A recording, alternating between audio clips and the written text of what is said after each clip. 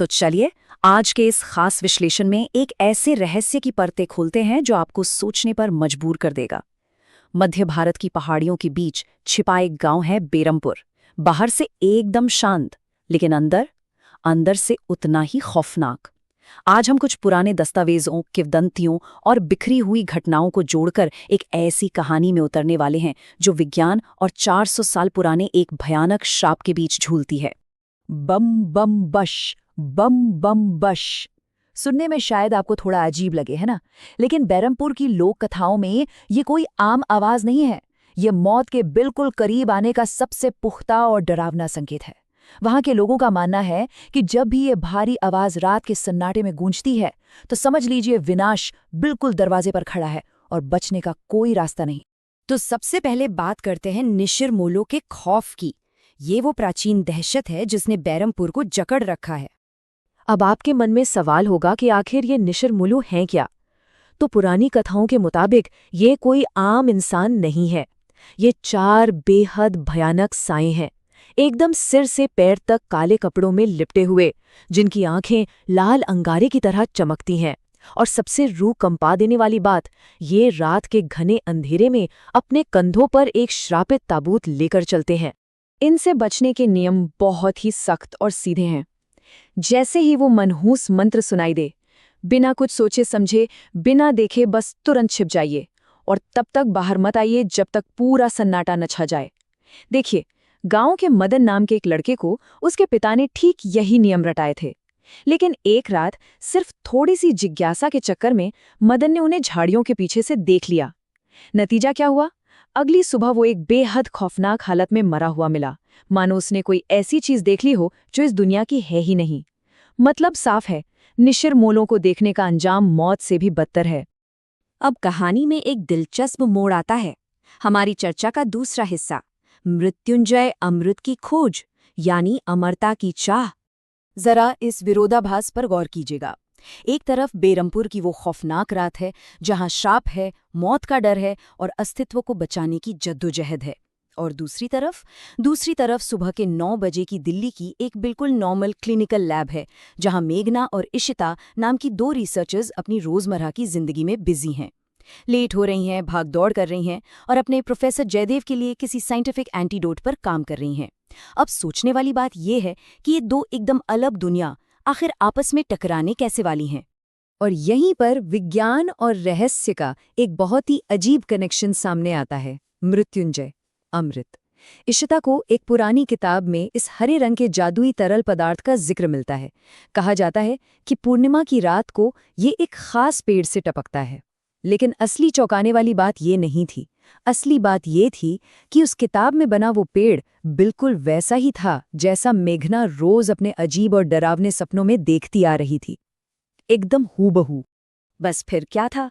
इस रहस्य को सुलझाने की ठान ली गई। एक कवर स्टोरी बनाई गई कि भाई हम तो 5 गांवों की रिसर्च स्टडी के ले जा रहे हैं, लेकिन उनका असली और गुप्त मकसद उसी मृत्युंजय अमृत को खोजना था। ये एक ऐसी अजीब जिज्ञासा थी जिसे आप लॉजिक से समझा ही नहीं सकते, और यही अंधी जिज्ञासा उन्हें सीधे एक बहुत बड़े खतरे के मुंह में खींच ले जा रही थी। और यहाँ से शुरू होती है बेरमपुर की वो यात्रा जहाँ हमारी इस आधुनिक तार्किक दुनिया का सामना सीधे अलौकिक ताकतों से होता है। अब जरा इस बात पे ध्यान दीजिए कि कैसे मेघना के वहां पहुंचते ही पूरा माहौल एकदम आक्रामक हो जाता है। जैसे ही वे दोनों गांव के गेट के अंदर कदम रखती हैं, अचानक से मौसम बिगड़ जाता है। भयानक आंधी और काले बादल छा जाते हैं। जब वे गांव के मुखिया के घर रुकती हैं तो वहां और गांव के मंदिर में रखे पवित्र दिए अपने आप रहस्यमयी तरीके से बुझ जाते हैं।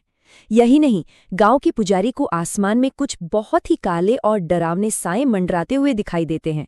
ऐसा लग रहा था मानो प्रकृति खुद मेघना के वहां आने से बेचैन हो गई हो, जैसे वो उन्हें तुरंत वापस लौट जाने की चेतावनी दे रही हो। और इन सब के बीच एंट्री होती है अनुज की, जो गांव के मुखिया का बेटा है। उसका एटीट्यूड एकदम अलग था। मैं क्यों डरूंगा, ये तो मेरा अपना गांव है। ये लाइन उस टिपिकल वैज्ञानिक संदेह और अति आत्मविश्वास को दिखाती है। और सच कहूं तो इसी नासमझी और अपने ही गांव के इतिहास को नकारने की जिद में अनुज आधी रात को उन लड़कियों को राजा सूरजभान के 400 साल पुराने खंडर हो चुके राजमहल में ले जाने की बेवकूफ़ी कर बैठता है। तो चलिए अब चलते हैं उस 400 साल पुराने राजमहल की तरफ, जहां इस आधी रात का सबसे बड़ा रहस्य छिपा था। ठीक रात के 12 बजे वो लोग घर से निकलते हैं। जैसे ही वो उस खंडर के पास पहुंचते हैं, तूफान और भी ज्यादा भयानक रूप ले लेता है। गांव वाले निशिरमोलों की आहट सुनकर दहशत में जाग उठते हैं। लेकिन इस पूरे सीन में सबसे अजीब बात क्या थी? मेघना का रिएक्शन। राजमहल के अंदर मेघना को हर एक अंधेरा गलियारा बिल्कुल जाना पहचाना लग रहा था। ऐसा लग रहा था मानो वो वहां पहले भी आ चुकी हो। और तभी सालों से बंद एक भारी भरकम दरवाजा अपने आप एक भयानक चरमराहट के साथ खुल जाता है। अब एक पल के लिए रुकते हैं और देखते हैं कि उसी वक्त जंगल की सरहद पर क्या हो रहा था। वहां संपत और कप्तान नाम के 2 जुआरी उस खौफनाक तूफान में फंस गए थे, और तभी वो सदियों पुरानी किंवदंती एकदम हकीकत बनकर उनके सामने आ खड़ी होती है। निशिरमोलो उनके ठीक सामने रुकते हैं। वो ताबूत धीरे धीरे खुलने लगता है, और फिर उन दोनों की जो रूह कंपा देने वाली चीखें निकलती हैं, वो उस पूरे तूफान को चीर कर रख देती हैं। ये इस बात का सबूत था कि वो खतरा कोई वहम या भ्रम नहीं था, वो बिल्कुल असली था। और अब हम आ पहुंचे हैं इस कहानी के सबसे अहम पड़ाव पर, उस ताबूत का भयानक राज और वो अंतिम टकराव। महल के अंदर का माहौल एकदम तनावपूर्ण हो चुका है। अचानक भारी जूतों की कदमताल गूंजने लगती है। बम बम बश! वही खौफनाक मंत्र अब उन्हें चारों तरफ से घेर लेता है। डर के मारे वो रिसर्चर्स एक टूटी हुई दीवार के पीछे छिप जाते हैं, और तभी अंधेरे को चीरते हुए वो 4 काले साए वहां प्रकट होते हैं। वही लाल चमकती आंखें और उनके कंधों पर रखा हुआ वो श्रापित ताबूत। अब जो होने वाला था वो वाकई रोंगटे खड़े कर देने वाला था। एक बर्फीली हवा का तेज झोंका आता है और उस ताबूत का ढक्कन सरक जाता है। अंदर से एक काला साया बहुत ही धीरे धीरे उठकर बैठता है। इशिता और अनुज तो डर के मारे कांप रहे हैं, लेकिन मेघना, वो भागने या छिपने के बजाय मानो किसी चुम्बक की तरह उस खौफ की तरफ खिंची चली जाती है और अपने छिपने की जगह से बाहर आ जाती है। और ठीक उसी पल मेघना कुछ ऐसा कहती है जो सब कुछ पलट कर रख देता है। वो कहती है, मैं अधूरी थी इसलिए वापस आई हूं। ये वाकई में एक बहुत बड़ा ट्विस्ट था। मेघना कोई बाहरी इंसान या महज एक रिसर्चर नहीं थी। वो तो हमेशा से इस 400 साल पुरानी कहानी का ही एक हिस्सा थी, एक पुनर्जन्म लिया हुआ अंश, जो उस हरे मृत्युंजय अमृत पर अपना हक जताने के लिए वापस लौट कर आई थी। उस खौफनाक रात का जो अंजाम हुआ वो दिमाग घुमा देने वाला था। मेघना आगे बढ़ती है और उस ताबूत से टपक रहे उस मृत्युंजय अमृत को अपने हाथों में ले लेती है। जैसे ही उसका काम पूरा होता है, वो चारों साए बिना कोई आवाज किए खामोशी से गायब हो जाते हैं।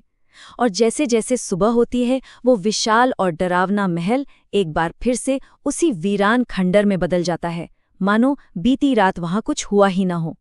बाहर सिर्फ अनुज और इशिता बचते हैं, एकदम अकेले और दहशत से भरे हुए। ये पूरी घटना सच में हमें सोचने पर मजबूर कर देती है कि हम अपने आधुनिक विज्ञान के अहंकार में जिन चीज़ों को अंधविश्वास मानकर खारिज कर देते हैं, कई बार उन प्राचीन शक्तियों के सामने हम कितने बेबस हो जाते हैं। तो आज के इस विश्लेषण को खत्म करने से पहले एक बहुत ही अहम सवाल मैं आपके लिए छोड़ना चाहूंगा।